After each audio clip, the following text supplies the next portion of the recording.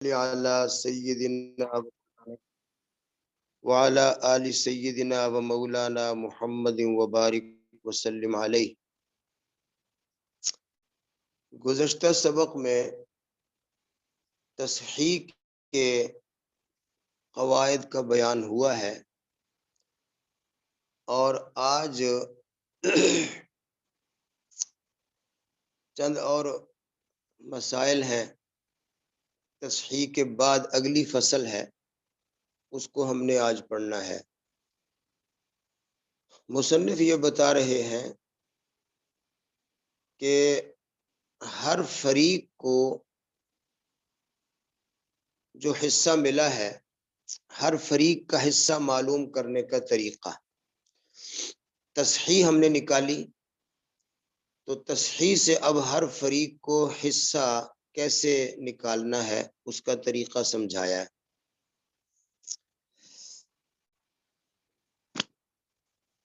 ایک بات تو ہم نے پچھلے سبق میں ہی بتا دی تھی کہ جو آپ نے مضروب نکالا ہے اس مضروب کو اصل مسئلے میں ضرب دیتے ہیں، حاصل ضرب کو تصحیح بنا لیتے ہیں۔ اب اسی مضروب کو دوبارہ استعمال کریں اور اصل مسئلے سے جو ملے ہوئے سہام ہیں اس میں ضرب دیں تو جو حاصل نکلے وہ ہر فریق کا حصہ ہوتا ہے۔ پچھلے سبق میں ہم نے جو چند مثالیں کروائی تھی اس میں یہ بات آ گئی تھی۔ اصل مسئلے سے ملے ہوئے سہام کو مضروب میں ضرب دے دیں تو جو حاصل ضرب نکلا وہ تصحیح سے اس فریق کا حصہ ہوگا۔ سمجھ گئے جی؟ اب ہر فرد کا حصہ معلوم کرنے کا طریقہ پہلے بتایا، ہر فریق کا حصہ معلوم کرنے کا طریقہ، اس کو میں پھر دوہرا دیتا ہوں۔ مضروب کو اصل مسئلے سے جو سہام ملے تھے ان سہام کو مضروب میں ضرب دے دیں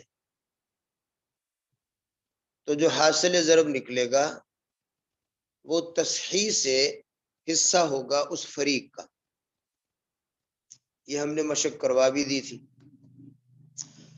اب اگلے نمبر پر یہ بتانا ہے کہ فریق میں بعض دفعہ کئی افراد ہوتے ہیں، مثلا ایک فریق زوجات ہیں وہ 2 ہیں یا 3 ہیں، یا ایک فریق جو ہے وہ اعمام ہیں، چچے ہیں وہ 4 ہیں یا 6 ہیں، ایک فریق بنات ہیں اس میں پھر افراد ہوتے ہیں 3 بنات ہیں یا 4۔ تو ہر فرد کا حصہ معلوم کرنے کا طریقہ، اس کے ہم متعدد طریقے آپ کو بتائیں گے۔ پہلا طریقہ جو سب سے زیادہ سہل اور آسان ہے وہ یہ ہے کہ جو آپ نے فریق کے حصے نکال لیے ہیں اس کو اعداد رؤوس میں تقسیم کر دیں۔ جتنے حصے آپ نے نکال لیے تصحیح سے جو سہام نکل آئے اس کو اس فریق کے اعداد رؤوس پر تقسیم کر دیں۔ تقسیم کرنے سے جو حاصل قسمت نکلے گا وہ ہر فرد کا حصہ ہوگا۔ یہ بہت ہی آسان ہے اور اتنا آسان ہے کہ اس کو آسان ہونے کی وجہ سے مصنف نے اس طریقے کو بیان ہی نہیں کیا۔ پھر سن لیں، تصحیح سے جو سہام نکلے ہیں ہر فریق کے ان سہام کو اس فریق کے عدد رؤوس پر تقسیم کر دیں۔ جواب نکل آئے گا وہ ہر فرد کا حصہ ہوگا۔ یہ انتہائی آسان طریقہ ہے۔ اس کے علاوہ 3 طریقے مصنف نے بیان کیے ہیں، اب اس کو سمجھ لیں۔ پہلا طریقہ یہ بیان کیا کہ ہر فریق کو جو حصہ ملا ہے اصل مسئلے سے، تصحیح تو ہم نے بعد میں نکالی تھی نا، تصحیح کا نہیں، جو اصل مسئلے سے، اصل مخرج سے جو فریق کو حصہ ملا، اس حصے کو تقسیم کریں فریق کے عدد رؤوس پر۔ جو پہلے مخرج سے، اصل مسئلے سے جو حصہ ملا، اس کو تقسیم کریں فریق کے عدد رؤوس پر۔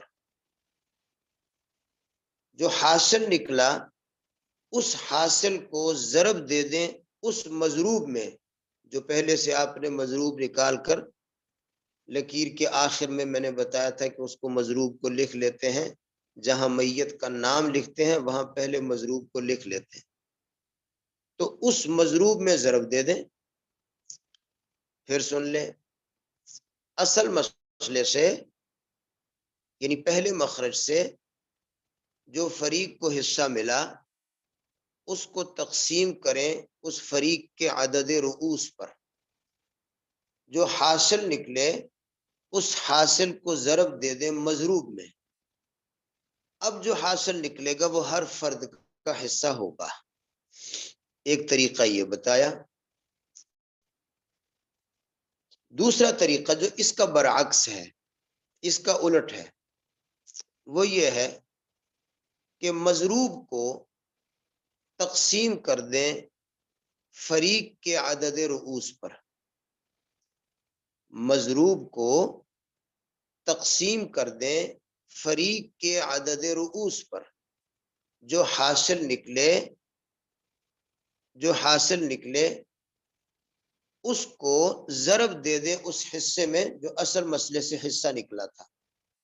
اب جو حاصل نکلے گا وہ اس فریق کے ہر فرد کا حصہ ہوگا۔ تو یہ دونوں طریقے ایک دوسرے کے برعکس چلتے ہیں۔ پہلا طریقہ کہ جو اصل مسئلے سے حصہ ملا تھا اس کو فریق کے عدد رؤوس پر تقسیم کر کے جو حاصل نکلے اس کو مضروب میں ضرب دے دیں تو یہ فرد کا حصہ نکل آئے گا۔ دوسرا طریقہ مضروب کی طرف سے چلیں کہ مضروب کو تقسیم کر دیں فریق کے عدد رؤوس پر، اور جو حاصل نکلے اس کو ضرب دے دیں فریق کو جو پہلے حصہ ملا تھا اصل مخرج سے۔ اب جو حاصل نکلے گا وہ اس فریق کے ہر فرد کا حصہ ہوگا تصحیح سے۔ تو یہ دو طریقے مصنف نے بتائے ہیں۔ جو پہلا طریقہ ہم نے عرض کیا وہ سب سے آسان ہے۔ اب ایک تیسرا طریقہ بھی مصنف نے بتایا ہے، اس کو سمجھنا اگرچہ دشوار ہے لیکن ہم کوشش کریں گے آپ کو سمجھ آ جائے گا۔ اور مصنف کہتا ہے کہ یہ طریقہ سب سے آسان ہے۔ مصنف کے نزدیک ہوگا آسان لیکن ہے ذرا تھوڑا سا دقیق مسئلہ اور اس کو سمجھنا بھی ذرا دشوار ہے۔ اس سے پہلے یہ سمجھ لیں، تیسرا طریقہ جو مصنف نے بیان کیا اس سے پہلے یہ سمجھ لیں کہ یہاں مصنف ایک نسبت کی طرف اشارہ کرتا ہے، نسبت بین الاعداد۔ آپ نے 4 نسبتیں تو پہلے پڑھی ہیں، یہاں جو جس نسبت کی طرف مصنف اشارہ کرے گا اس سے ان 4 نسبتوں میں سے کوئی بھی نسبت مراد نہیں۔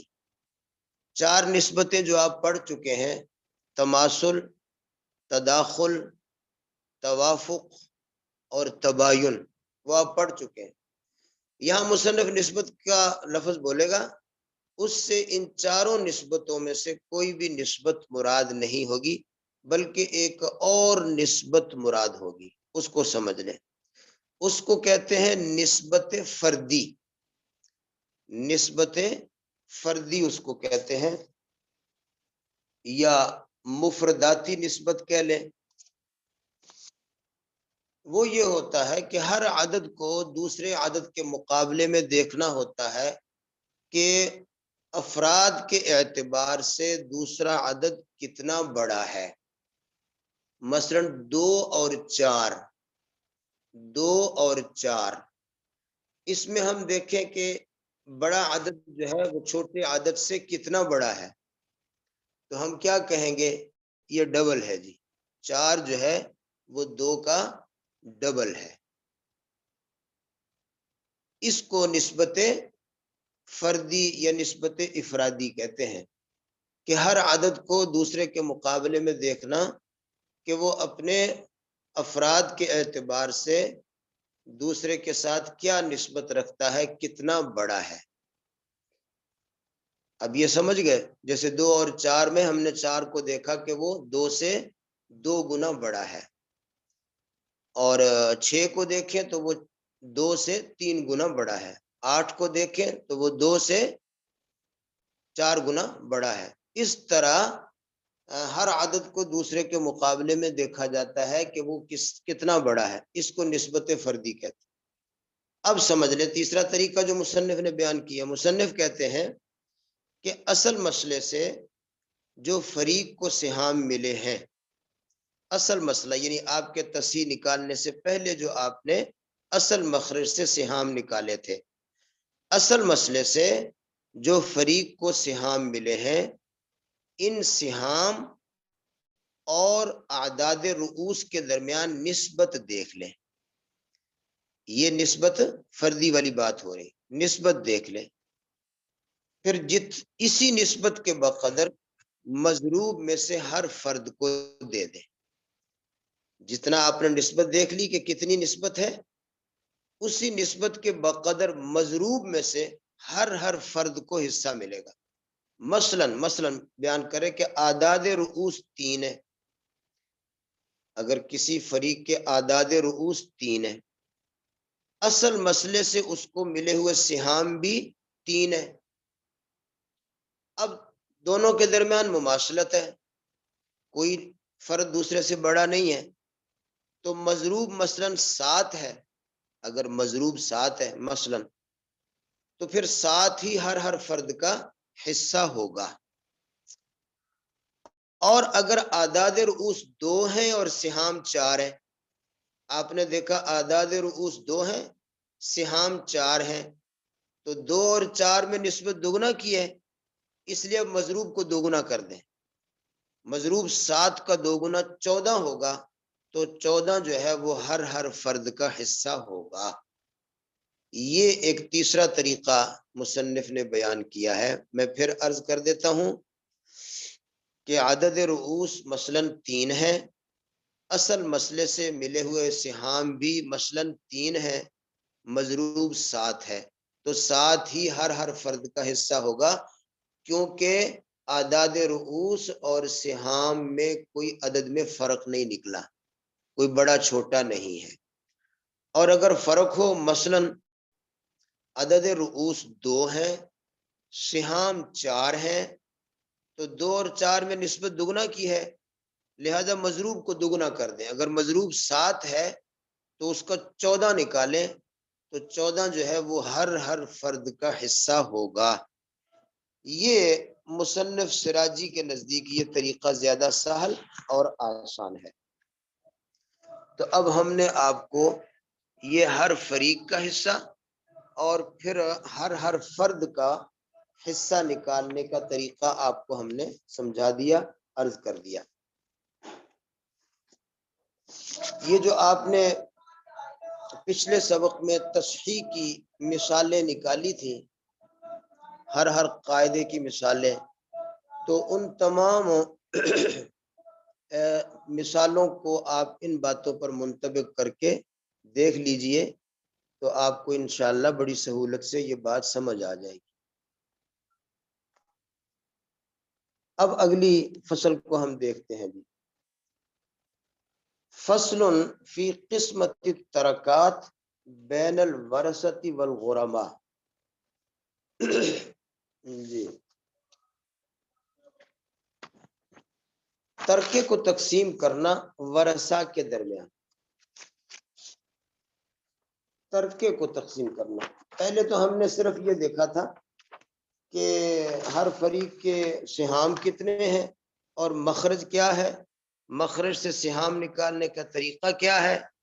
اگر مخرج چھوٹا ہو گیا تو عول کر کے بڑا کر لیا، اگر سہام میں سے کچھ بچ گیا تو اس کو رد کرنا ہے، رد کا بھی طریقہ آگے آئے گا۔ اب یہاں یہ مصنف بتا رہا ہے کہ ترکہ آپ نے دیکھنا ہے کہ مصنف نے کتنا مال چھوڑا ہے۔ اس مال کو آپ نے کیسے تقسیم کرنا ہے، اپنا مخرج جو آپ نے نکالا تھا، پھر تصحیح کر کے نیا مخرج نکالا، اب آپ نے ترکہ دیکھنا ہے کہ مرنے والے نے مال کتنا چھوڑا ہے، 10 روپے چھوڑا ہے، 20 روپے چھوڑا ہے، 1,00,000 روپے چھوڑا ہے، 100 روپے چھوڑا ہے، اب اس ترکے کو پھر کیسے ہم نے تقسیم کرنا ہے، تو یہاں پر اس کو بیان کرنا ہے جی۔ آگے ہے جی والغرما، یہ واو بمانا او ہے، واو بمانا او، یہ ایک الگ مسئلہ ہے کہ اگر کسی شخص کے مقروض فوت ہوا تو قرض خواہوں کو، قرض لینے والوں کو اس کے ترکے میں سے ہم نے جو قرض دینے ہیں اس کی کیا تقسیم ہے اور اس کا کیا طریقہ ہے، یہ بھی اسی فصل کے آخر میں مصنف الگ سے بیان کرے گا۔ تو پہلے ترکے کو سمجھ لیں۔ کہتے جی آپ نے سب سے پہلے ایسے کرنا ہے کہ جو جتنا ترکہ آپ کو بتایا جا رہا ہے کہ ایک آدمی نے اتنا ترکہ چھوڑا ہے، اس کو آپ نے لکھ لینا ہے۔ کہاں لکھنا ہے؟ جہاں آپ نے میت کا نام لکھنا ہوتا ہے، جو ہم نے بتایا تھا کہ لمبی لکیر جو کھینچی اس کی بائیں جانب اوپر آپ نے اس کا نام لکھنا ہوتا ہے، اس نام کے اوپر آپ نے اس کا مال لکھ لینا ہے، 10 روپے 20 روپے جتنے بھی ہیں وہ آپ نے لکھ لینے۔ جہاں ہم نے بتایا کہ مضروب لکھتے ہیں اسی جگہ پر نام کے اوپر آپ نے اس کا ترکہ لکھ لینا ہے جی۔ آخر میں نام لکھ لیں، مثلا سلیم نام، اس کے اوپر اس کا ترکہ لکھ رہے ہیں، مثلا 7 دینار چھوڑے ہیں، 7 لکھ لیں تاکہ مصنف کی بیان کی ہوئی مثال کو سمجھنا آسان ہو جائے۔ مصنف کہتے ہیں کہ تصحیح سے ہر وارث کو جو حصہ ملا ہے، آپ نے جو تصحیح نکالی تھی، تصحیح سے ہر وارث کو جو حصہ ملا ہے اس حصے کو ضرب دیں گے کل ترکہ میں۔ مثلا یہ آپ نے 7 دینار ترکہ لکھا ہوا ہے، تو تصحیح سے جو حصہ ملا ہوا ہے نا جی، اس کو 7 میں ضرب دیں گے، کل ترکہ میں ضرب دیں گے، جو حاصل ضرب نکلے گا اس کو تصحیح پر تقسیم کر دیں گے، جو حاصل ضرب نکلے گا اس کو تصحیح پر تقسیم کر دیں گے۔ اس طرح ہر وارث کا حصہ اس ترکے میں سے نکل آئے گا۔ سمجھ گئے جی؟ بلکہ ذرا میں پھر عرض کرتا ہوں کہ ترکہ اور تصحیح کے درمیان نسبت دیکھ لیں، ترکہ اور تصحیح کے درمیان نسبت دیکھ لیں۔ پہلے ایک مسئلہ ہی لکھ لیں تاکہ مسئلہ سمجھنا آسان ہو، پہلے ایک مسئلہ ہی لکھیں، یہ شروع میں لکھیں جی، اسی لکیر کے اوپر شروع میں لکھیں، نیچے اب لکھیں جی۔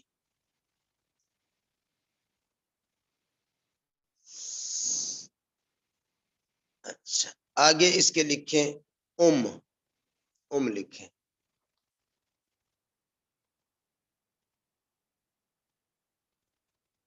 آگے لکھیں بنت،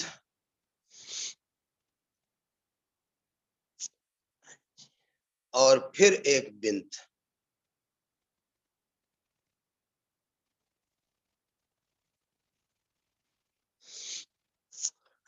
اب ان کا سہام نکال دیں جی۔ اب کا حصہ سدس، کا بھی سدس،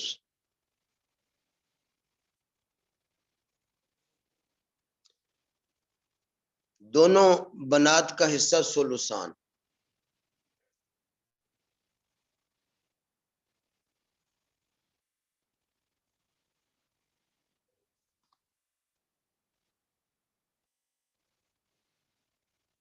نہیں یہ سولوسان دونوں کا ہے، الگ الگ کا نہیں ہے، بس ایک ہی جگہ لکھیں سولوسان، ٹھیک ہے۔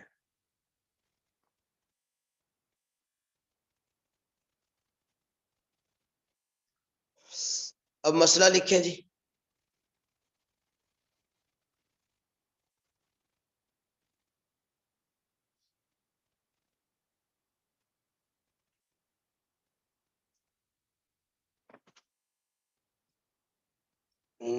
جی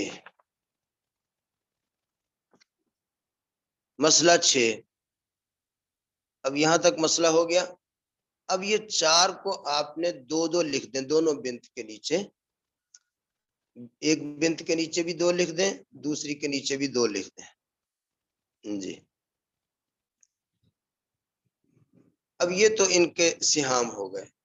اب ترکہ ہم نے دیکھا کہ ترکہ ہے 7 دینار، تو کرنا کیا ہے، جو سہام ملے ہوئے ہیں اس کو ترکے میں ضرب دینی ہے، جو سہام ملا ہوا ہے اس کو ترکے میں ضرب دینی ہے، ضرب دے کر جو حاصل ضرب ہوگا اس کو تصحیح پر تقسیم کرنا ہے۔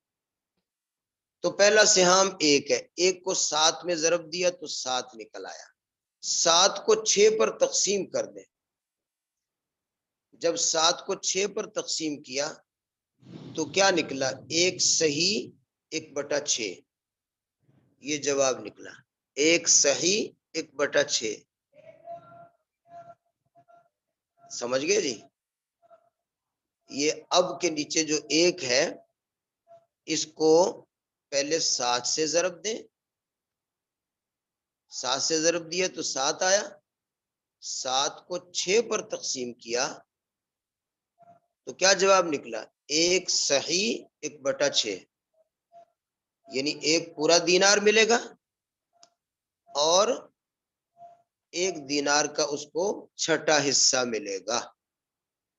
اسی طرح کا ہے، 1 کو ضرب دیا 7 سے، 7 کو تقسیم کیا 6 پر تو 1 صحیح 1/6، یہ حصہ ہو گیا کا، یہ نیچے لکھ لیں، اب کے نیچے بھی لکھ لیں 1 صحیح 1/6 اور کے نیچے بھی لکھ لیں 1 صحیح 1/6، یہ ان کے حصے ہو گئے۔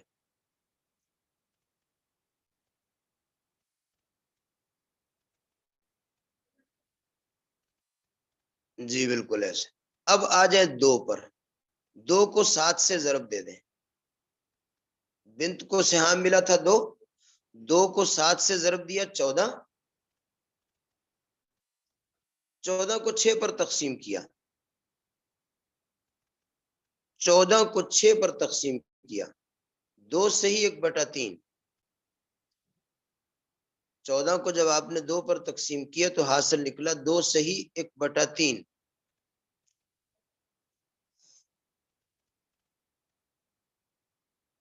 اسی طرح دوسری بنت کا 2 صحیح 1/3، یہ نکل آیا ہر فرد کا حصہ ترکے میں سے۔ دیکھیں آپ کا مسئلہ اپنی جگہ 6 اور ترکہ 7 تھا، اب ہم نے 7 کو کیسے تقسیم کیا یہ اب آپ طریقہ سمجھ گئے۔ بتایا اس نے یہ ہے کہ جو اصل مسئلے سے سہام ملا تھا اس کو آپ نے ضرب دینی ہے ترکے میں، اور ضرب دے کر جو حاصل ضرب نکلا اس کو تقسیم کر دینا ہے تصحیح پر، یا اگر تصحیح ہوگی تو، اگر پہلا مسئلہ موجود ہے تو مسئلے پر، سمجھ گئے جی۔ یہ ہے طریقہ ترکے کو تقسیم کرنے کا۔ اس میں تھوڑی تفصیل سمجھ لیں کہ ترکہ اور تصحیح آپ کے سامنے دونوں چیزیں رکھی ہوئی، ایک 7 دینار ترکہ ہے اور شروع میں مسئلہ جو ہے اس کو تصحیح کہہ رہے ہیں 6، تو ترکہ اور تصحیح کے درمیان نسبت کو ضرور دیکھ لینا ہے۔ اگر ترکہ اور تصحیح کے درمیان نسبت توافق ہے، اگر ترکہ اور تصحیح کے درمیان نسبت توافق ہو یہاں تو نسبت تباین تھی، جیسے آپ دیکھ رہے ہیں 6 اور 7 کے درمیان نسبت تباین ہے، تباین نسبت تھی تو آپ نے کیا کیا کہ سہام کو ترکہ میں ضرب دے کر حاصل ضرب کو تصحیح پر تقسیم کر دیا، یہ تو تباین کی صورت آپ نے دیکھ لی۔ اگر یہاں تباین کی بجائے توافق ہو تو پھر آپ نے وفق نکالنا ہے، جیسے پہلے بھی آپ پڑھ چکے ہیں۔ تو پھر آپ نے حصے کو ترکہ میں نہیں بلکہ ترکہ کے وفق میں ضرب دے، پھر حصے کو ترکہ کے وفق میں ضرب دینی ہے اور حاصل ضرب کو تصحیح کے وفق پر تقسیم کرنا ہے، وہ یہ ہے اگر توافق ہو تو۔ بہت آسانی سے سمجھ گئے ہوں گے، یہی صورت آپ کے سامنے رکھی ہوئی ہے، اس میں چونکہ 6 اور 7 کے درمیان نسبت تباین ہے تو آپ نے کیا کیا ہے، حصے کو ترکہ میں ضرب دیا، ترکہ کو تصحیح پر تقسیم کیا۔ اگر یہ نسبت تباین کی بجائے توافق ہو تو آپ نے حصے کو ترکہ کے وفق میں ضرب دینا ہے اور پھر جو حاصل ضرب دینا ہے، پھر جو حاصل ضرب نکلے اس کو تصحیح کے وفق پر تقسیم کرنا ہے، جو حاصل نکلے گا وہ ہر فرد کا حصہ آپ کو معلوم ہو جائے گا۔ سمجھ گئے جی؟ یہ بھی سمجھ گئے؟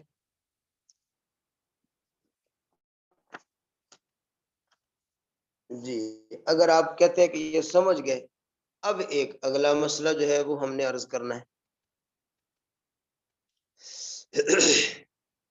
جی عرض کروں اگلا مسئلہ، آگے چلیں۔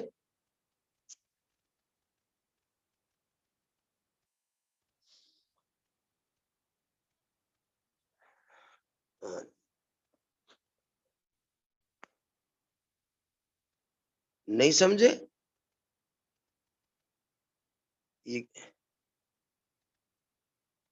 اچھا اچھا، ہاں دوبارہ دوہرا دیں گے، کوئی حرج نہیں۔ ترکہ، آپ نے ترکہ اور تصحیح کے درمیان نسبت دیکھ لینی ہے، ترکہ کو لکھ لینا ہے جہاں لکھنا بتایا، ترکہ کو اور تصحیح کو دونوں کے درمیان نسبت دیکھ لینی۔ اگر نسبت تباین ہے، اگر نسبت تباین ہے جیسے 6 اور 7 کے درمیان نسبت تباین ہے تو آپ نے سہام کو جو حصہ ملا ہوا ہے اس کو آپ نے ترکہ میں ضرب دینا ہے، جو حاصل ضرب نکلے اس کو تصحیح پر تقسیم کر دینا ہے۔ جیسے ہم نے آپ کو یہ صورت جو بنائی ہے آپ کے سامنے ہے کہ حصہ نکلا تھا 1، اس کو 7 میں ضرب دیا، جواب ملا 7، 7 کو 6 پر تقسیم کیا، جواب ملا 1 صحیح 1/6، اسی طرح سب کا۔ لیکن اگر یہ ترکہ اور تصحیح کے درمیان نسبت توافق ہو، تباین نہ ہو بلکہ توافق ہو، تو پھر آپ نے حصے کو ترکہ کے وفق میں ضرب دینی ہے، کیونکہ توافق کی صورت میں وفق نکلتا ہے، وہ آپ کو پہلے معلوم ہے۔ پھر آپ نے حصے کو ترکہ کے وفق میں ضرب دینا ہے اور جو حاصل ضرب نکلے گا اس کو مسئلہ کے وفق پر تقسیم کر دینا ہے۔ یہ جو مسئلہ ہے نا آپ نے لکھا ہوا 6، اسی کو تصحیح بھی کہہ دیتے ہیں۔ پہلے مسئلہ ہوتا ہے، بعد میں نیا نکالنا پڑتا ہے تو تصحیح اس کو کہتے ہیں۔ بعض دفعہ کتاب والا اسی کو تصحیح کہہ دیتا ہے، اس لیے پریشان نہ ہو۔ اب سمجھ گیا جی؟ ترکہ پھر میں عرض کر دیتا ہوں، ترکہ اور تصحیح کے درمیان نسبت دیکھ لیں۔ اگر نسبت تباین ہے تو سہام کو اصل ترکہ میں ضرب دے کر حاصل ضرب کو تصحیح پر تقسیم کریں، جو حاصل نکلے وہ ہر فرد کا حصہ ہوگا ترکہ میں سے۔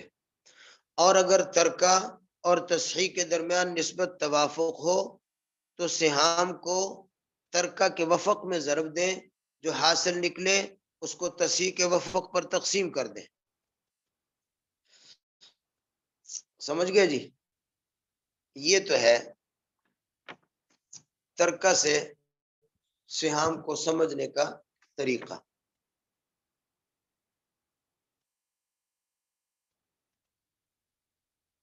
اب اجازت ہو تو آگے چلوں.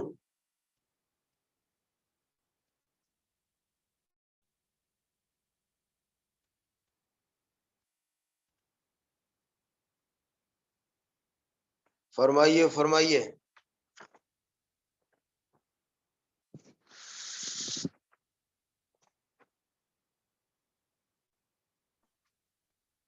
استاد جی ایک بات سمجھ نہیں آئی. جی کیا سمجھ نہیں آیا؟ کون سی بات؟ استاد صاحب یہ جو ہم نے 14 کو 6 سے کیا ہے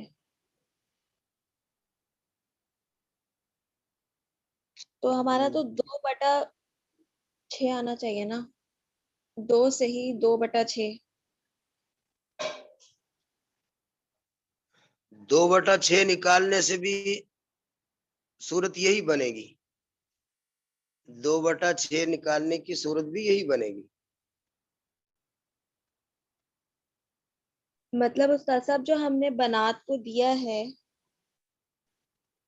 تو وہ ہم نے اس کو دیا ہے کہ 2 صحیح 1/3. جی یوں سمجھ لیں کہ بنات کو جو آپ نے 2 تو صحیح مل گئے، اس طرح 12 تقسیم ہو گئے. یہ کل 14 تھے، باقی بچے ہیں 2. تو یہ 2 کو آپ نے 3 حصے پر تقسیم کیا ہے. 2 کو آپ نے 3 حصے پر تقسیم کیا ہے. تو جب 3 حصے پر تقسیم کیا تو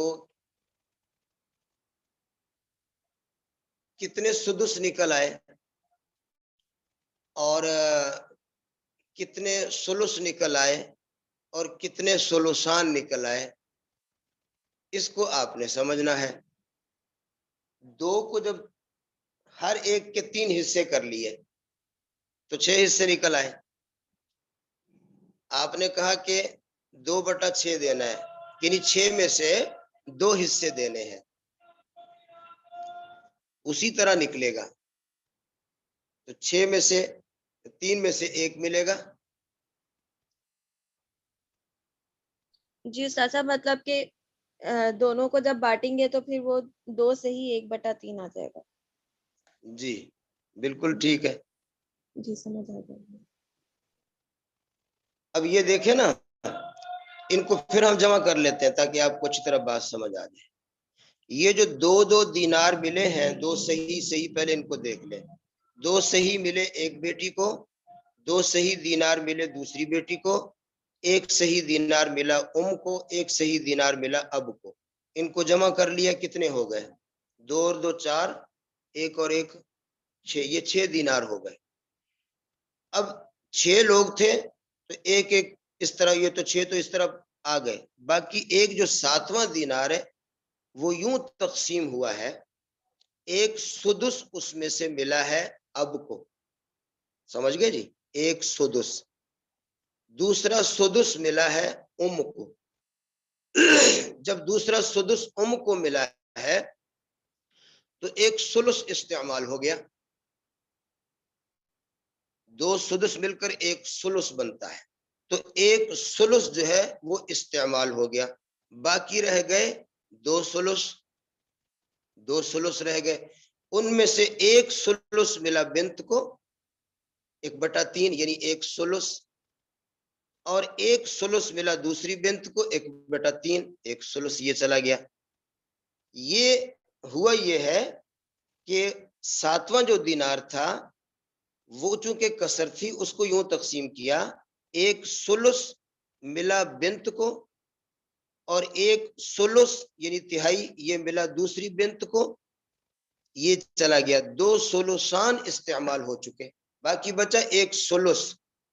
جب 1 سلس باقی بچا وہ تقسیم ہوا اب اور میں. سدس اس کو گیا، سدس اس کو گیا. 2 سدس مل کر 1 سلس. تو یہ 3 ثلث مل کر ایک صحیح عدد برآمد ہو گیا. یہ 7واں عدد تھا جو اس طرح تقسیم ہوا. اب تو تفصیل آ گئی سامنے، سمجھ آ گئی ہوگی.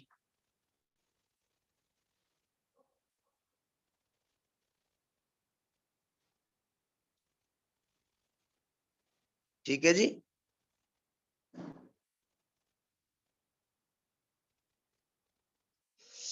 اس کو پھر بھی آپ سوچ لینا، تھوڑا غور و فکر کر لینا. اگر پھر بھی بات سمجھ نہ آئے میں پھر انشاءاللہ تفصیل سے عرض کر دوں گا. اسی صورت کو آپ پھر اس پر نظر ڈال لیں.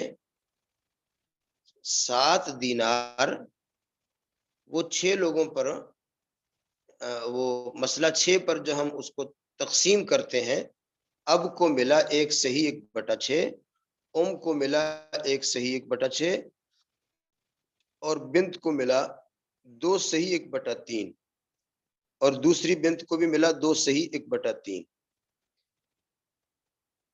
اب یہ جو 1/6 1/6 دونوں کو ملا یہ چھٹا حصہ ہے. سدس ہے یہ 1 دینار کا. جب سدس ہے تو یہ دونوں مل کر ایک ثلث بن جاتا ہے، کیونکہ 2 سدس جو ہے وہ 1 ثلث ہوتا ہے. تو 1 ثلث ادھر گیا. اب باقی 1 دینار کے 2 ثلث بچ گئے تھے، وہ 2 صحیح 1/3 میں 1 ثلث 7ویں دینار کا بنت کو چلا گیا، اور اسی طرح 2 صحیح 1/3 میں دوسرا ثلث جو ہے وہ 7ویں دینار کا وہ دوسری بنت کو چلا گیا. تو ثلثان یہاں استعمال ہو گئے، اور ثلث جو ہے وہ سدس ہو کر وہ وہاں استعمال ہو گیا. اب اور کی طرف سمجھ گئے جی. جزاکم اللہ، آپ نے یہ پھر توجہ دلائی، اور اس کو مزید چلو سننے والوں کے لیے بہتر ہو جائے گا.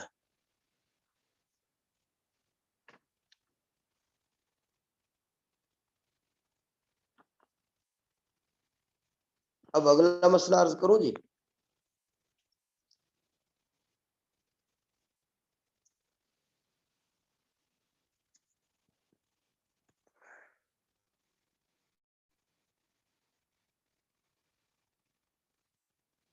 جی، اب ایک مسئلہ چھوٹا سا ہے جو اس نے ایک سطر میں بیان کیا ہے. وہ یہ سب کہتا ہے اگر ترکہ میں کسر ہو تو ترکہ کو پھیلا لیتے ہیں. اگر ترکہ میں کسر ہو تو ترکہ کو پھیلا لیتے ہیں. جب ترکہ کو پھیلاتے ہیں تو تصحیح کو بھی پھیلانا پڑتا ہے، پھر دونوں کو پھیلا لیتے ہیں. ترکہ اور تصحیح دونوں کو پھر پھیلا لیتے ہیں اگر ترکہ میں کسر ہو. مثلا کیا ہے، ترکہ یہاں تو 7 تھا، 7 میں کسر نہیں. اگر ترکہ ہو 7.5، اگر ترکہ ہو 7.5 دینار، تو پھر ہمیں اس کسر کی وجہ سے ترکہ کو پھیلانا پڑے گا. اور جب ترکہ کو پھیلائیں گے تو ادھر تصحیح کو بھی پھیلانا پڑے گا. تو دونوں کو پھیلا لیتے ہیں، ترکہ اور تصحیح کو پھیلا لیتے ہیں. اس کو کہتے ہیں ترکہ مبسوط، تصحیح مبسوط. جب پھیلاتے ہیں نا تو ترکہ مبسوط اور تصحیح مبسوط نکل آتا ہے. اب دیکھیں مثال پھیلانے کا آپ کو طریقہ بتائیں گے. دیکھیں جی، اسے مثال کو ہٹا دیں. اب آپ مثال لکھیں، مثلا 7.5 لکھیں، اس کو ہٹا لیں. جزاکم اللہ.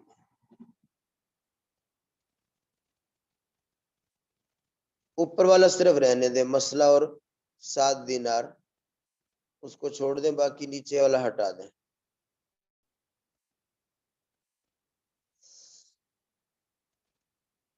سات کو 7.5 لکھ لیں آپ، 7 کی جگہ پر لکھ لیں 7.5.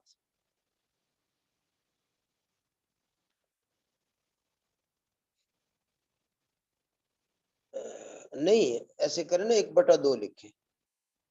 7 صحیح 1/2. جی، یہ ہے 7.5. اب وہ کہتے ہیں ترکہ کو پھیلا لو. پھیلانے کا کیا مطلب ہے جی؟ اس کو بڑا کر لیتے ہیں، اور بڑا کرنے کا طریقہ جو بتایا اس کو سمجھنے سے پہلے یہ تھوڑی سی بات کو ذرا ذہن نشین کرنا پڑے گا۔ یہ جو آپ نے کسر لکھی ہے نا 1/2، اس کو کسر کہتے ہیں، 1/2، 1/4، 2/3، اس طرح جو یہ جو ہوتا ہے اس کو یہ کسر ہوتا ہے، اس پہ کسر بولا جاتا ہے۔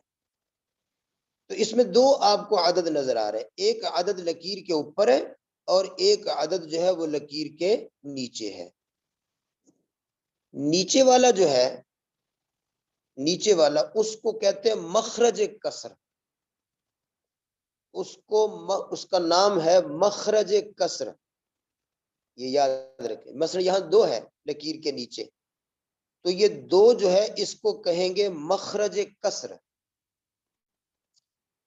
اور جو اوپر ہے لکیر کے اوپر ایک کا عدد ہے، اس کو کہتے ہیں مقدار کسر۔ سمجھ گئے جی؟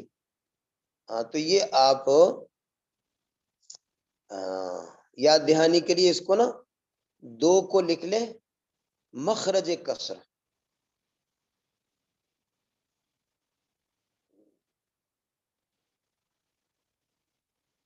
جی، یہ مخرج کسر، اور ایک کو لکھیں مقدار کسر۔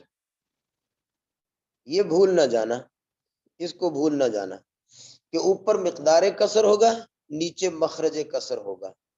تو کہتا ہے یہ ترکے کو پھیلانے کا طریقہ یہ ہے کہ آپ عدد صحیح کو مخرج کسر میں ضرب دے دیں، عدد صحیح کو مخرج کسر میں ضرب دے دیں، ضرب دے کر مقدار کسر اس میں جمع کر لیں۔ 7 کو ضرب دینا 2 میں، 7 کو ضرب دینا 2 میں 14 نکلا، 14 میں 1 کو جمع کر لیا تو 15 نکلا، 14 میں 1 کو جمع کر لیا تو 15 نکلا۔ سمجھ گئے جی؟ عدد صحیح کو مخرج کسر میں ضرب دیں اور اس میں مقدار کسر کو جمع کریں۔ 7 کو ضرب دیا 2 میں، 14 نکلا، اس میں 1 کو جمع کر لیا تو 15 نکل آیا۔ تو اب یہ تصحیح، اس کو ہم نے ترکے کو پھیلا لیا، پھیلا کر کیا کیا، 7.5 کو 15 کر لیا تو ترکہ ہو گیا 15۔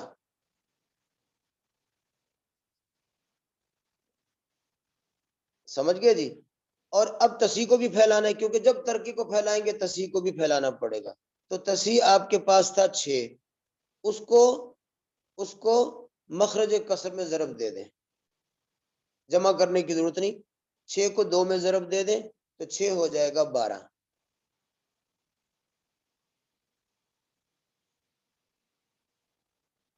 جی، 6 کو مخرج کسر میں ضرب دے دیں، 6 کو ضرب دیا 2 میں تو مخرج ہو گیا 12۔ اب اس کو کیا کہیں گے کہ 6 جو ہے یہ تصحیح ہے اور 12 تصحیح مبسوط، اور 7.5 دینار، 7.5 دینار یہ ترکہ ہے اور 15 ترکہ مبسوط۔ لو جی، یہ ہے تصحیح اور ترکہ کو جب پھیلانا پڑتا ہے، اور وہ کب ہوتا ہے؟ اگر ترکہ میں کسر ہو کہیں تو پھر پھیلانا پڑتا ہے۔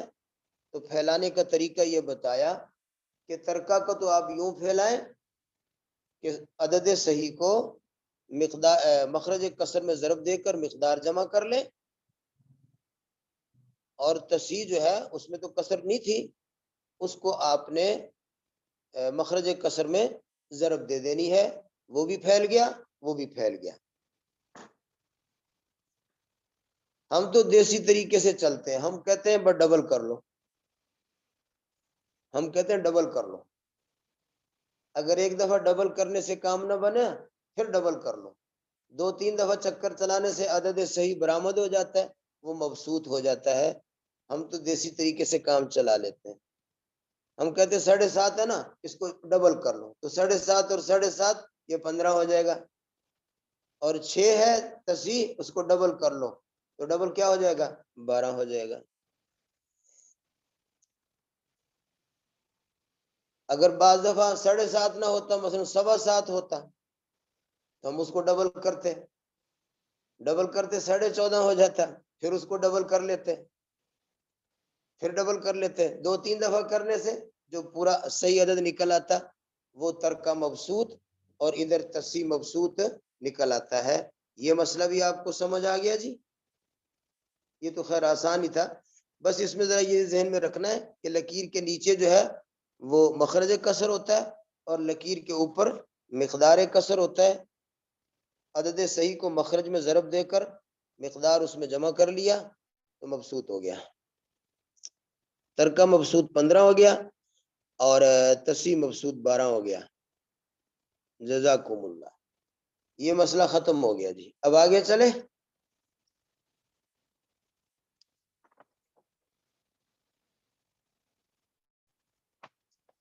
ذرا استاد جی توجہ طلب جی۔ جو ہم یہ تصحیح بول رہے ہیں مخرج کو 6 کے عدد کو، تو ہم نے اس کو ہم نے شروع میں تو اس کو ہم نے نہیں پڑھا تھا کہ جو تصحیح تو ہم اس کو تب کہتے تھے جب وہ پورا وفق وغیرہ ان سب کو جمع کرنے کے بعد جو عدد آتا تھا۔ ہاں بالکل آپ صحیح کہہ رہے ہیں، اس کو تصحیح اصل میں اس لیے بول دیتے ہیں، اگر تصحیح کی ضرورت نہ پڑی تو یہی تصحیح ہے، اگر تصحیح کی ضرورت پڑتی تو پھر جو تصحیح کے جو کچھ اس کے ساتھ کیا پھر وہ اس کے ساتھ کرنا ہے۔ اگر کہیں تصحیح کی ضرورت پڑے گی نا تو پھر تصحیح کرنے کے بعد جو مخرج نکلا ہوا ہوگا پھر یہ سارا کچھ اس کے ساتھ کرنا ہوتا ہے، تو اس لیے اس کو تصحیح بول دیتے ہیں۔ کتاب والا تصحیح بول رہا ہے، اس لیے میں نے یہاں تصحیح کا لفظ بولا ہے تاکہ آپ کو شبہ نہ رہے۔ تو میں نے عرض تو کر دیا کہ آپ پریشان نہ ہو، یہ اسی کو مخرج کو ہی تصحیح کہہ رہا ہے۔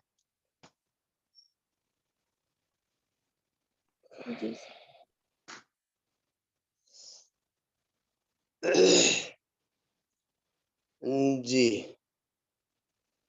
تصحیح تو ایک ضرورت کی وجہ سے پیدا کرنا پڑتا ہے نا، تو اگر وہ ضرورت نہیں پڑی تو بس اسی کو اس نے تصحیح کہہ دیا۔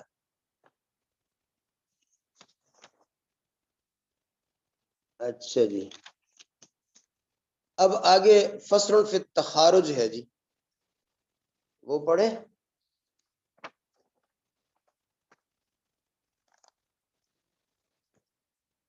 مجھے اندازہ تو تھا کہ شاید آج ہمارا سبق آخری ہوگا، لیکن آخری نہیں ہے، شاید اس کے بعد بھی 1 یا 2 سبق ہوں گے۔ اب فصل فی التخارج پڑھنے لگے ہیں جی، یہ چھوٹی سی فصل ہے، اس کو بھی میں پڑھ دیتا ہوں، کریں جی؟ جی سر۔ جی، تخارج اس کا آپ لفظی معنی تو سمجھ رہے، کسی کا نکل جانا یا نکال دینا، اس کو مصالحت بھی کہتے ہیں۔ تخارج کا دوسرا نام مصالحت بھی ہے۔ مصالحت کس کو کہتے ہیں؟ مصالحت یا تخارج اس کو کہتے ہیں کہ کوئی ایک وارث، جو آپ نے متعدد وارث دریافت کیے ہیں کسی میت کے، ان میں سے کوئی ایک وارث وہ نکل جائے بیچ میں سے کہ بس مجھے فلاں چیز دے دو اور میں باقی وراثت سے کچھ نہیں لیتا، کچھ لے کر یا بغیر کچھ لیے وہ دستبردار ہو جائے کہ میں نہیں لیتا، تو اس کو کہتے ہیں تخارج یا مصالحت، کہ ایک وارث نے صلح کر لی ہے دوسروں کے ساتھ اور اپنے حصے سے دستبردار ہو گیا۔ سمجھ گئے جی؟ کچھ لے کر دستبردار ہو جائے، کہتے بس یہ دکان مجھے دے دو، باقی کارخانہ اور فیکٹری اور مکان اور یہ سب کچھ یہ تم آپس میں کر لو، تو یہ چیز مجھے دے دو، میں باقی وراثت سے کچھ نہیں مانگتا۔ اس طرح یا زوج ہے، مثلا زوج نے کہا کہ میرے ذمے بیوی کا جو مہر تھا وہ مجھے چھوڑ دو، باقی میں وراثت سے کچھ نہیں لیتا، تم آپس میں تقسیم کرو، تو کچھ لے کر وہ چھوڑ دے، باقی وراثت سے دستبردار ہو جائے، یا بغیر کچھ لیے وہ کہتے ہیں بس تم آپس میں تقسیم کر لو، لے دو، میں کس سے کچھ نہیں لیتا، خوشی سے نکل جائے، تو اس کو کیا کہتے ہیں جی؟ مصالحت یا تخارج۔ اصطلاحی تعریف یہ ہے، ایک یا چند ورثاء کا ترکہ میں باہمی رضامندی سے کوئی معین چیز لے کر باقی ترکہ سے دستبردار ہو جانا ہے جی۔ مصالحت کے لیے علماء کے نزدیک یہ شرط ہے کہ تخارج یا مصالحت کرنے والا وارث عاقل بالغ ہو، عاقل بھی ہو، بالغ بھی ہو، پھر اس کا تخارج معتبر ہے، ورنہ نہیں۔ اور بعض ائمہ کے نزدیک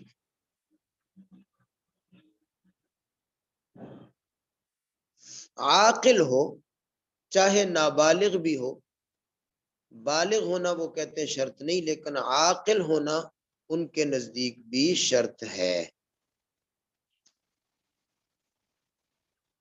سمجھ گئے جی؟ اب یہ اسکرین سے یہ ہٹا لیں، اب آپ کو نیا مسئلہ بتانا ہے۔ قاعدہ سمجھ لیں پہلے۔ قاعدہ یہ ہے کہ پہلے آپ نے مصالحت کرنے والے کو بھی لکھ کر صحیح طریقے سے سارے مسئلے کو، تمام سہام کو اچھے طریقے سے تقسیم کرنا ہے۔ مصالحت کرنے والے اور تخارج کرنے والے کو بھی لکھنا ہے دوسرے ورثاء کے ساتھ، اور ترتیب کے مطابق، شرعی قواعد کے مطابق صورت مسئلہ ساری نکالنی ہے۔ اس کے بعد کیا کرنا ہے؟ تخارج کرنے والے کے حصے کو دوسروں پر تقسیم کر دینا ہے، تخارج کرنے والے حصے کو دوسروں پر تقسیم کر دینا ہے۔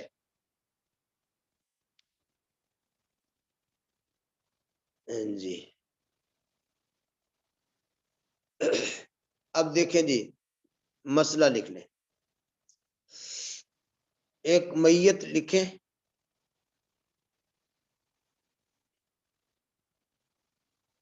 زوج،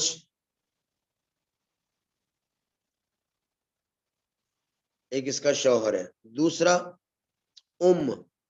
ماں ہے، درمیان میں لکھیں ماں،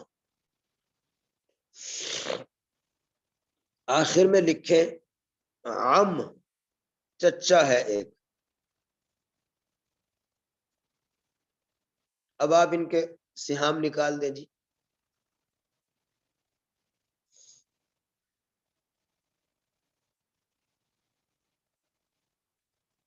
جی زوج کا نصف ہے،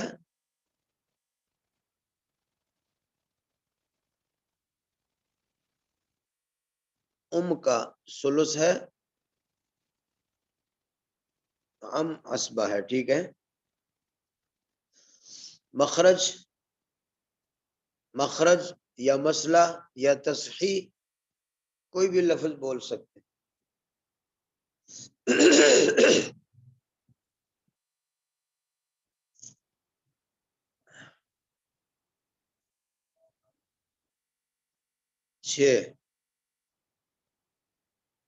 تین زوج کے اور ایک ان کو مل گیا، ثلث ہے، دو اس کو مل گیا ثلث والے کو، اور ایک کو مل گیا، ٹھیک ہے۔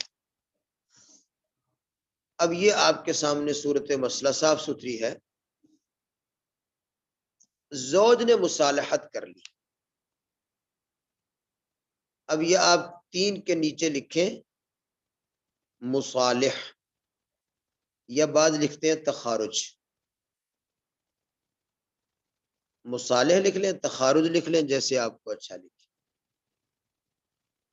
اب یہ مصالح ہو گیا جی۔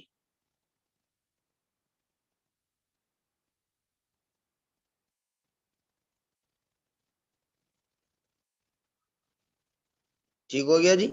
اب باقی رہ گئے ماں اور چچا. تو اب کل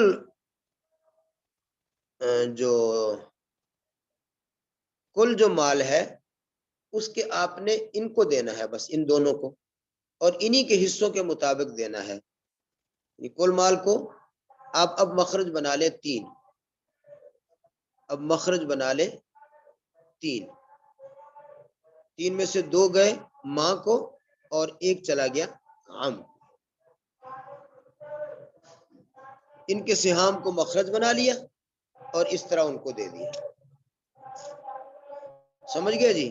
3 ہے، 3 میں سے 2 گئے ماں کو، کل مال کو 3 حصے کیا، 2 ماں کو چلے گئے، 1 عم کو چلا گیا. اچھا، اسی میں اگر مصالح ماں ہو مثال کے طور پر، اب اس کو مصالح ادھر لے آئیں، مصالح کو ادھر لے آئیں، ماں کے نیچے لے آئیں مصالح.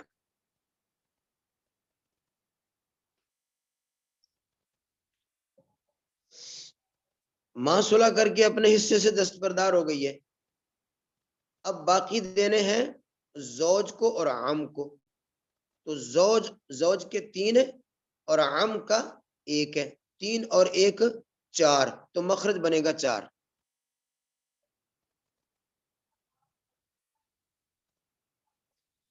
تو مخرج بن جائے گا 4. 3 حصے مل جائیں گے زوج کو اور 1 حصہ مل جائے گا عم کو.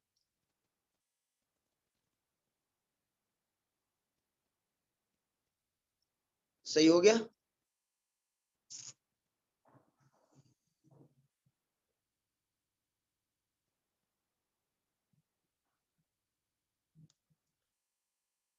ہاں جی. اچھا، اب مصالح کو آگے لے جائیں، عم کے نیچے لے جائیں.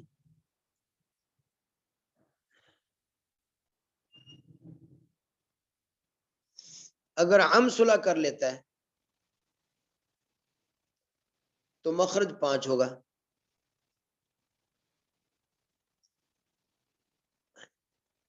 تو 3 دے دیں گے زوج کو اور 2 دے دیں گے ام کو. یہ ہے جی طریقہ کار کہ پہلے آپ نے مصالح کو بھی لکھنا ہے، اس کا حصہ نکالنا ہے، اس کے بعد یہ کرنا ہے کہ باقیوں کے سہام کو دیکھ کر ان کو تقسیم کرنا ہے.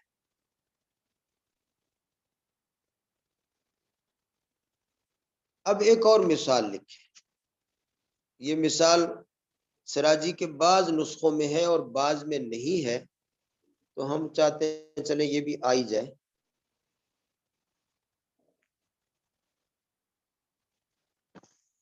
اس کو ہٹا دیں، ایک اور مثال لکھ لیں.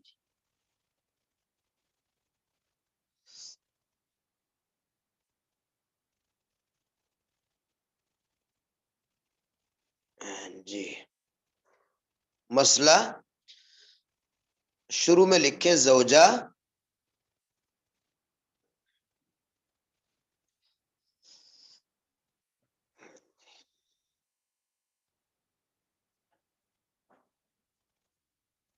آگے آپ نے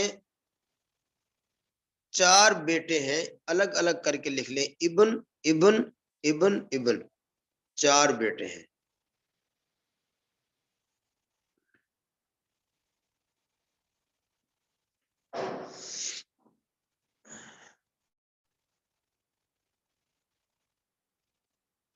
ٹھیک ہو گیا؟ اب نکالیں جی ان کے حصے. زوجہ کا سمن ہے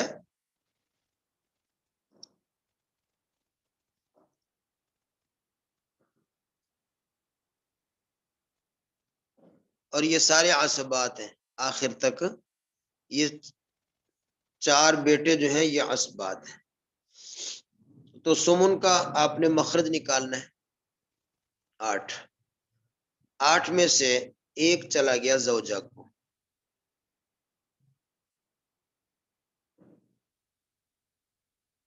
اب باقی ان کو ملنے ہیں 7. یہ 7 ان کے عصبات کے ہیں.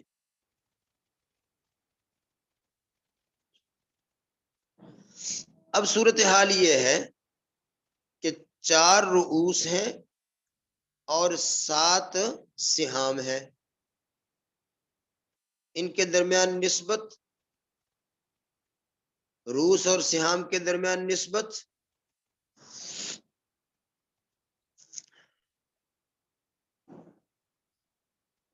زندہ باد، جزاک اللہ۔ اب جب نسبت تباین ہے تو عدد رؤوس کا کل جو ہے، عدد رؤوس کو مضروب بناؤ، مضروب لکھیں جی، مضروب 4۔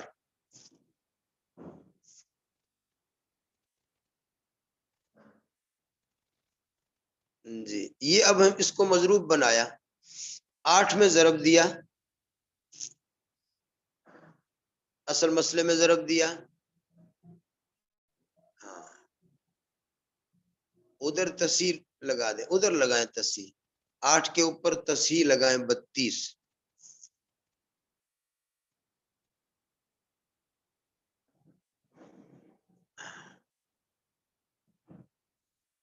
ہاں جی، اب آپ نے نئے حصے نکالنے ہیں، تو مضروب کو 1 میں ضرب دیا تو 4، یہ 32 میں سے 4 حصے نکل آئے زوجہ کے۔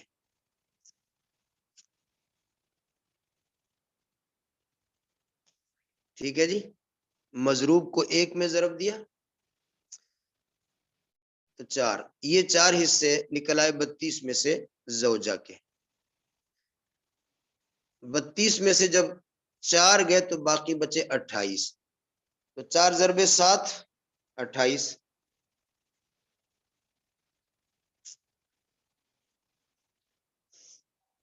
جی 4 ضرب 7 28 کریں جی۔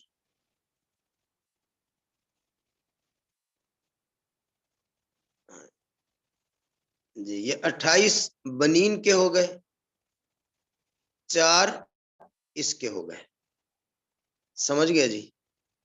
اب دیکھنا یہ اگر زوجہ مصالحت کر لے، زوجہ مصالحت کر لے تو اس کے 4 غائب ہو جائیں گے، تو ہم مخرجی 28 بنا کر وہ 28 کو ان 4 پر تقسیم کر لیں گے، سمجھ گئے نا جی،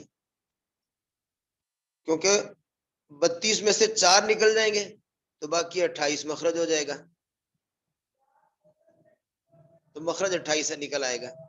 اگر بیٹوں میں سے ایک بیٹا مصالحت کر لے، ہاں ٹھیک ہے 7 7 ملیں گے، بہت اچھا کیا آپ نے 7 7 لکھ دیے۔ اگر ان بیٹوں میں سے کوئی ایک بیٹا مصالحت کر لے، مثلا آخری بیٹا مصالح ہو گیا،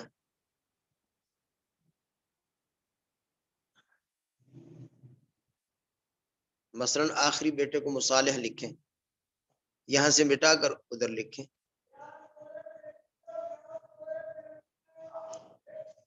تو 32 میں سے 7 نکل گئے، 32 میں سے 7 نکل گئے، باقی 25 بچے، تو مخرج بنا لیں گے 25،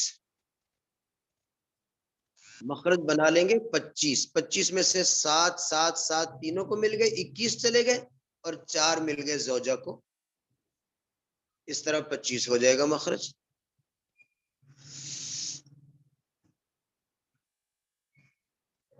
کیا خیال ہے، سمجھ گئے؟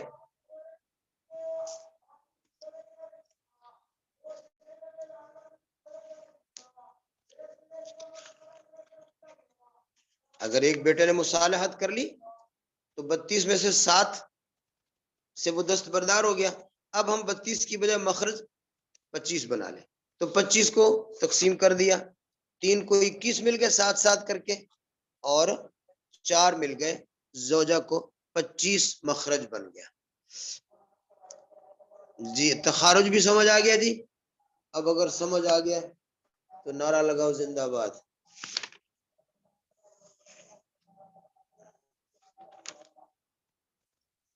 سمجھ گئے جی؟ اب ذرا کتاب کا ترجمہ میں نے کرنا ہے، اس دن تصحیح کا بھی، باب التصحیح کا ترجمہ بھی نہیں کر پائے تھے، اب اگر توجہ کریں کتاب پر تو کتاب کو سمجھ لیں۔ باقی صرف ایک باب آپ کا رہ گیا ہے، باب الرد.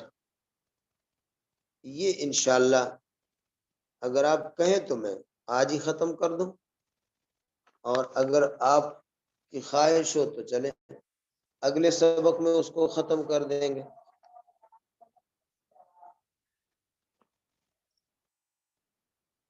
ٹھیک ہے جی. ہاں،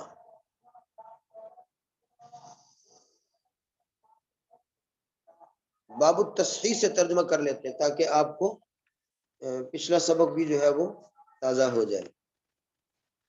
ترجمہ رہ گیا تھا.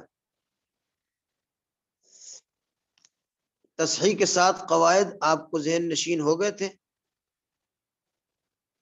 تصحیح کے ساتھ قواعد آپ کو ذہن نشین ہو گئے تھے، سمجھ گئے تھے. ساری صورتیں بھی آپ کو بتا دی تھی. اچھا، آخری دو مشکل لگے. تو اگر تو آپ کہتے ہیں کہ ہو جائے گا گزارا تو ٹھیک ہے، ورنہ میں دہرا دوں گا. چلے فی الحال ترجمہ دیکھیں. جی، یحتاج فی تسہیل مسائل الی سبعۃ اصول. مسائل کی تصحیح کے لیے ضرورت پڑتی ہے 7 اصول کی. ثلاثۃ بین السہام والرؤوس، 3 قواعد ہیں بین السہام والرؤوس. واربعۃ بین الرؤوس والرؤوس، اور 4 قواعد ہیں بین الرؤوس والرؤوس. اما الثلاثہ، پہلے 3 جو بین السہام والرؤوس ہے. پہلا یہ ہے کہ اگر سہام ہر فریق کے منقسم ہو جاتے ہیں بلا کسر، فلا حاجت الی الضرب، تو پھر ضرب کی کوئی حاجت، کوئی ضرورت نہیں رہتی. جیسے آپ نے مثال لکھی تھی کہ ابوین و بنتین، جیسے کسی نے ابوین چھوڑا، والدین ماں اور باپ، اور بنتین 2 بیٹیاں. والثانی، دوسرا اصول، ان انکسر علی طائفۃ واحدۃ، اگر کسر ہے صرف ایک فریق میں، ایک طائفہ پر. تو آپ نے دیکھا بین السہامہم ورؤوسہم موافقہ، ان کے سہام اور رؤوس کے درمیان نسبت توافق ہے. تو کیا کرنا ہے؟ عدد رؤوس کے وفق کو ضرب دینی ہے. عدد رؤوس کے وفق کو ضرب دینی ہے. من انکسرت علیہم السہام، اسی عدد رؤوس کو جس کے سہام ٹوٹ رہے، باقیوں کے نہیں، اسی عدد رؤوس کے من انکسرت علیہم السہام، جن کے سہام ٹوٹ رہے ہیں، اس عدد رؤوس کے وفق کو ضرب دے دے فی اصل المسئلہ، اصل مسئلہ میں. وعولہا ان کانت عائلہ، اور اگر وہ عائلہ مسئلہ ہو تو پہلے عول کر لے اور عول میں ضرب دے دے.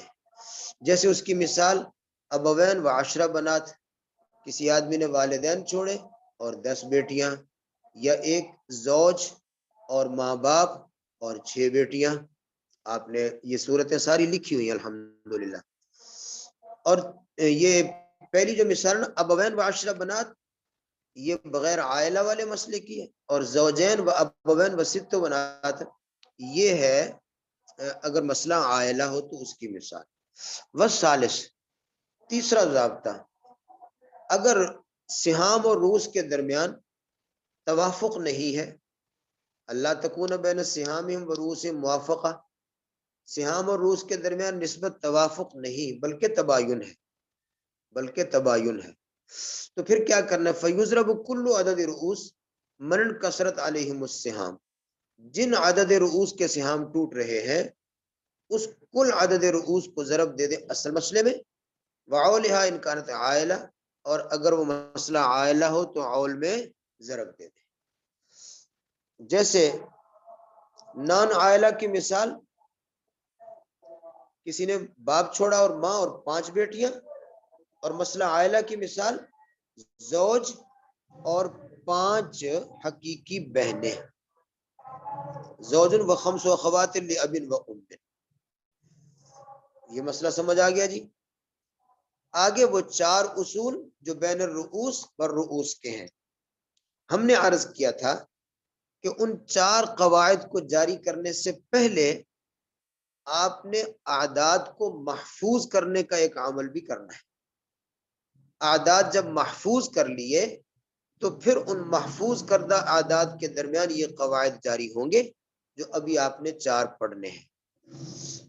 اب دیکھیں جی، امل اربعہ، باقی جو 4 ضابطے ہیں ان میں سے پہلا احدھا، ایک یہ ہے ان یکون القصر علی طائفتین او اکثر، کہ قصر 2 طائفہ پر، 2 فریق یا زیادہ فریق پر قصر ہو، تو آپ نے دیکھنا ہے بین اعداد رؤوسہم مماثلہ، ان کے اعداد رؤوس کے درمیان مماثلت ہے۔ تو یہ آپ یاد رکھنا، یہاں اعداد رؤوس لکھا ہے، آپ نے محفوظ کردہ اعداد میں دیکھنا ہے۔ اعداد رؤوس کے درمیان تماثل ہے تو پھر حکم یہ ہے کہ ان میں سے کسی ایک عدد کو لے کر اصل مسئلے میں ضرب دے دینی ہے۔ مثال اس کی 6 بیٹیاں اور 3 دادیاں اور 3 چچے۔ دوسرا ضابطہ، دوسرا یہ، اگر آپ کے محفوظ کردہ اعداد جو ان کی بات، بعض اعداد دوسرے میں متداخل ہیں، یعنی ان کے درمیان نسبت تداخل ہے، تو فالحکم فیہا ان یضرب اکثر الاعداد فی اصل المسئلہ، پھر حکم یہ ہے کہ ان میں سے جو بڑا عدد ہے اس کو اصل مسئلے میں ضرب دے دینی ہے۔ جیسے آپ نے مثال لکھی 4 بیویاں اور 3 دادیاں اور 12 چچے۔ اور تیسرا ضابطہ، تیسرا ان یوافق بعض الاعداد بعضاً، آپ کے محفوظ کردہ اعداد میں نسبت توافق ہے، ایک دوسرے کے ساتھ توافق ہے، تو پھر حکم یہ ہے کہ آپ نے اعداد کے وفق کو دوسرے میں ضرب دینی، اس کا وفق دوسرے میں یا پہلے کو دوسرے کے وفق میں، بات ایک ہی ہوتی ہے، تو ایک کا وفق نکال کر دوسرے میں ضرب دینی ہے۔ ثم ما بلغا، پھر جو حاصل نکلا اس کو تیسرے کے وفق میں ضرب دینی ہے، پھر جو حاصل نکلا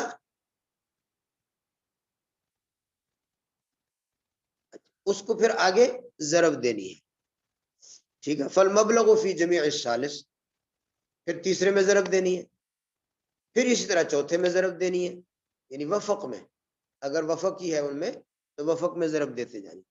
کذالک ثم المبلغ، آخر میں جو آپ کا مبلغ یعنی جو آخری عدد حاصل نکلا اس کو آپ نے اصل مسئلے میں ضرب دے دینی ہے۔ جیسے 4 بیویاں اور 18 بیٹیاں اور 15 جدہ اور 6 اعمام، یہ آپ نے صورت لکھی ہوئی۔ نمبر 4، اگر اعداد کے درمیان تباین ہے، محفوظ کردہ جو آپ کے عدد ہیں ان کے درمیان نسبت اگر تباین ہے، لا یوافق بعضها بعضا، وہ ایک دوسرے کا توافق نہیں ہے، تو پھر آپ نے وفق نکالنے کی تکلیف نہیں کرنی بلکہ ایک عدد کو دوسرے میں ضرب دینا ہے۔ ان یضرب احد الاعداد فی جمیع ثانی، پہلے کو دوسرے میں ضرب دینا ہے، پھر جو حاصل نکلا اس کو فی جمیع ثالث تیسرے میں ضرب دینا ہے، پھر جو حاصل نکلا فی جمیع رابع اس کو چوتھے میں ضرب دینا ہے، پھر جو حاصل نکل آیا اس کو آپ نے اصل مسئلے میں ضرب دے دینا ہے۔ کا امرأتین و6 جدات و10 بنات و7 اعمام، جیسے 2 بیویاں ہیں، 6 دادیاں ہیں اور 10 بنات ہیں اور 7 چچے ہیں۔ سمجھ گئے جی؟ یہ تو آپ کا تھا پچھلا سبق، 7 قواعد۔ جو بھی آپ کو دوبارہ سمجھنے کی ضرورت ہو تو آپ اس کو لکھ لیجئے گا، پھر اگلے سبق میں مجھے جہاں جہاں نشاندہی کریں گے میں ان باتوں کو دوبارہ بھی دہرا دوں گا انشاءاللہ۔ اب جو آپ نے آج کے سبق پڑھے یہ دیکھ لیں۔ اذا اردت ان تعرف نصیب کل فریق من التصحیح، اگر آپ ارادہ کرتے ہیں کہ آپ تصحیح میں سے ہر فریق کا حصہ پہچان لیں تو آپ فضرب ما کان لکل فریق من اصل المسئلہ، جو ہر فریق کو اصل مسئلہ سے سہام ملا تھا اس کو آپ نے ضرب دینا ہے، کس میں؟ فیما ضربتہ فی اصل مسئلہ، اسی میں ضرب دینا ہے جس کو آپ نے اصل مسئلے میں ضرب دیا تھا، جس کا نام میں نے آپ کو مضروب بتایا ہوا ہے۔ فما حصل، جو نتیجہ نکلے گا، کانا نصیب ذالک الفریق، وہ اس فریق کا حصہ ہوگا۔ یہ تو ہے فریق کا حصہ نکالنے کا طریقہ۔ اب آگے افراد کا حصہ نکالنے کا طریقہ، تو وہ 4 طریقے ہیں۔ جو پہلا طریقہ ہم نے عرض کیا وہ کتاب والے نے نہیں لکھا، باقی 3 طریقے کتاب والے نے لکھے ہیں۔ ان میں سے پہلا طریقہ یہ، اذا اردت ان تعرف نصیب کل واحد من احاد ذلك الفریق، اگر آپ چاہتے ہیں کہ اس فریق کے تمام افراد میں سے ایک ایک فرد کا حصہ الگ الگ پہچان لیں، تو آپ ہر فریق کو جو اصل مسئلے سے حصہ ملا اس کو آپ تقسیم کر دیں علی عدد رؤوسہم، اسی فریق کے عدد رؤوس پر، ثم اضرب الخارجہ، پھر جو حاصل نکلا اس کو ضرب دے دیں مضروب میں، تو جو حاصل نکلے گا وہ نصیب کل واحد من احاد ذالک الفریق، وہ اس فریق کے افراد میں سے ہر فرد کا حصہ ہوگا، ایک طریقہ۔ دوسرا طریقہ جو میں نے بتایا اس کا برعکس ہے، وہ یہ ہے کہ مضروب کو تقسیم کر دیں، آپ جس فریق کے عدد رؤوس پر چاہتے ہیں، جس فریق کا آپ نے دریافت کرنا ہے اس فریق کے عدد رؤوس پر جہاں آپ چاہتے ہیں مضروب کو تقسیم کر دیں، پھر جو حاصل نکلے اس کو ضرب دے دیں فی نصیب الفریق الذی قسمت علیہم المضروب، جس پر مضروب کو تقسیم کیا تھا اس کے حصے میں، جن رؤوس پر مضروب کو تقسیم کیا اس کا جو حصہ ملا ہوا تھا اس پر آپ اس کو تقسیم کر دیں گے، فل حاصل، اب جو نکلا آخر میں ضرب سے جو حاصل ضرب نکلا، کانا کل واحد من احاد نصیب کل واحد من احاد، یہ حاصل جو ہے یہ افراد میں سے ہر فرد کا حصہ ہوگا۔ اور تیسرا طریقہ وہ طریق النسبت، وہ ایک نسبت معلوم کرنے کا طریقہ ہے، نسبتوں سے وہ 4 نسبتیں مراد نہیں، ایک الگ چیز ہے، وہ الاوضح، اور مصنف کہتے ہیں یہ زیادہ واضح ہے، مگر یہ زیادہ واضح نہیں ہے، اصل میں یہ مصنف کو کوئی ہوگا اس میں زیادہ شرح صدر، یہ ہر جگہ فٹ نہیں ہوتا، بعض جگہ تو فٹ ہو جاتا ہے بعض جگہ فٹ نہیں ہوتا، اس لیے آپ کتاب میں تو اس کو ہم نے پڑھ لیا، ہم نے سمجھا بھی دیا۔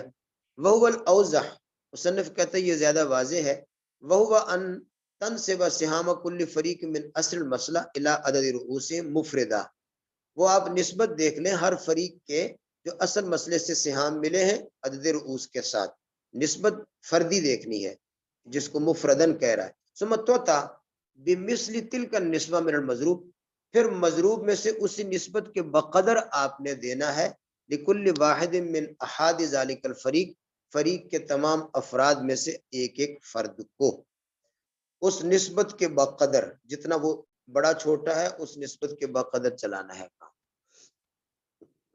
اگلی فصل ہے جی فصل فی قسمت الترکات بین الورثہ والغرماء، یہاں والغرماء میں واو بمانا او ہے، اذا کان بین التصحیح والترکہ مباینہ، اگر تصحیح اور ترکہ کے درمیان نسبت تباین ہے تو آپ ہر وارث کو جو سہام سے حصے ملے، یہ دیکھیں نا جو یہ چونکہ تصحیح کا لفظ بول رہا، اصل مسئلے پر بھی تصحیح کا لفظ بول رہا، اس لیے ہم نے اس کی آپ کو وضاحت کر دی ہے تو آپ کو شبہ نہ ہو، اس لیے تو سراجی کو سمجھنا مشکل ہے، سراجی کی اپنی اصطلاحات ہیں، حالانکہ تصحیح وہ ہوتی ہے جو کسر کے بعد ہم نے ضرورت پڑی تھی اور ہم نے نکالنی ہوتی ہے، لیکن مصنف جو ہے اب اصل مسئلے پر بھی تصحیح کا لفظ بولی جا رہا ہے۔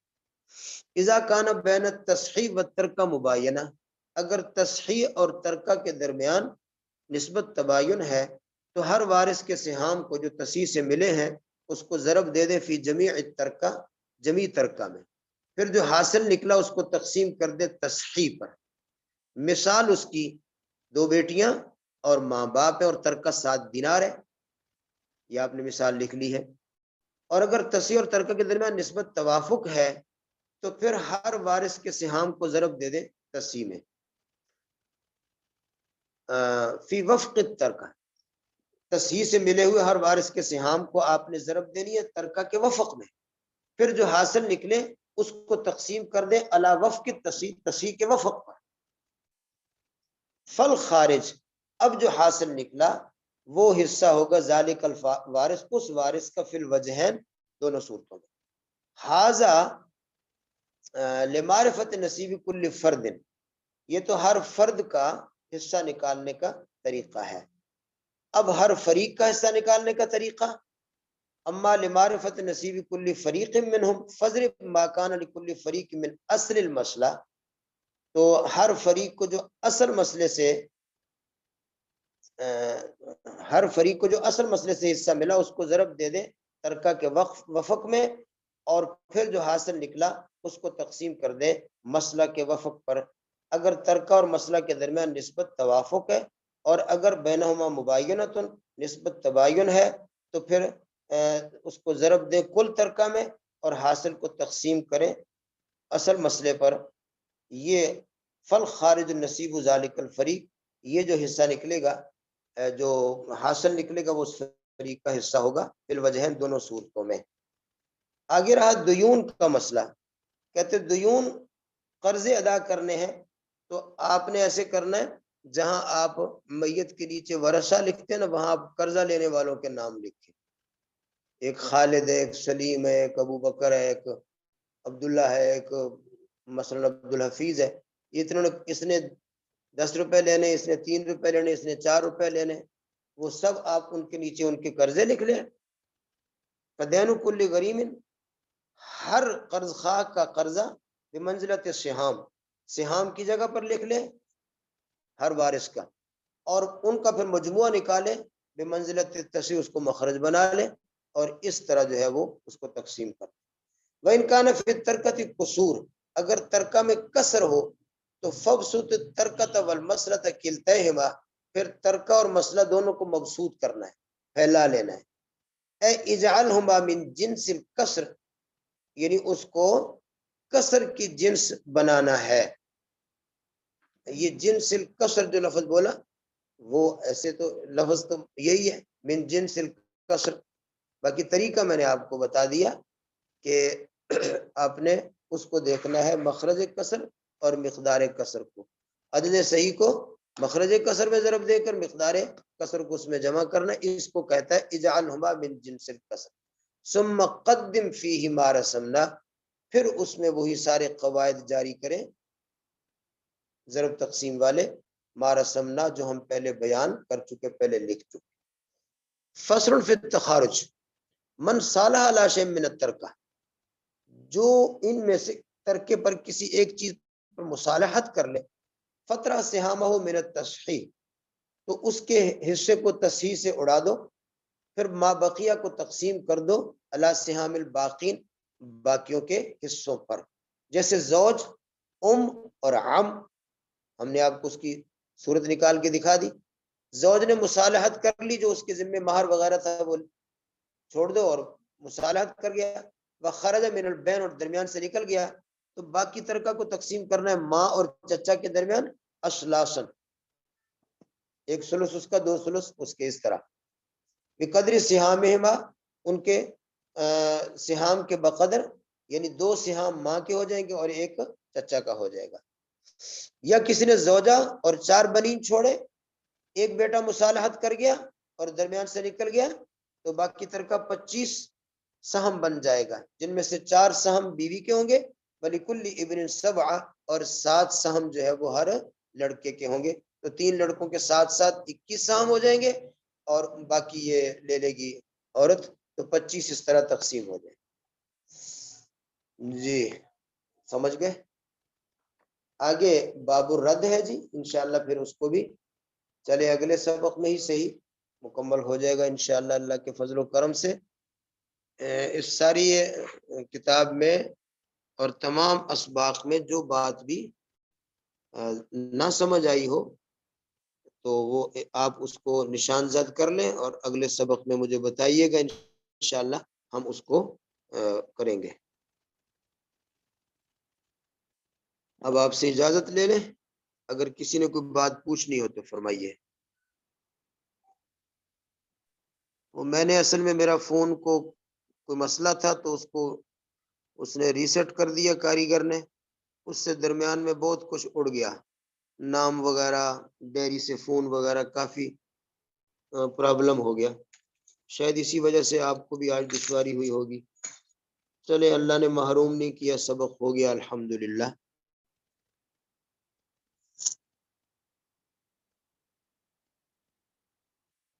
جی کوئی بات